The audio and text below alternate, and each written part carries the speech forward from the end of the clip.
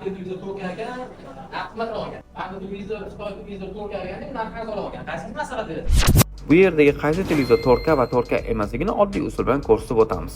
Birinchi bo'lib Xitoy televizoridagi YouTube'ga kirib olamiz. YouTube'ga kirganimizdan keyin xohlagan 4K kassetadagi videoni ochib olamiz va nastroyka bo'limiga o'tamiz. Nastroyka bo'limiga o'tganimizdan keyin kassetani tanlaymiz. Kassetdan esa maksimalni esa 1080p, ya'ni oddiygina Full HD formatda ko'rsatilgan televizor hisoblanadi. Shu holatda keyingi televizordan tekshirib olamiz. YouTube'da 4K sifatidagi videoni ochib olamiz. Bu yerda nastroyka bo'limiga o'tamiz. Nastroyka bo'limidan kassetaga o'tib 3160 maksimalni turibdi. Bu haqiqiy 4K sifatidagi televizor hisoblanadi. Ikkala televizorni ham yonma-yon qo'yib bir xil video qo'yib oldik. Qaysi televizor yaxshi ko'rsatayotgan bo'lsa, izohlarda o'z fikringizni qoldiring.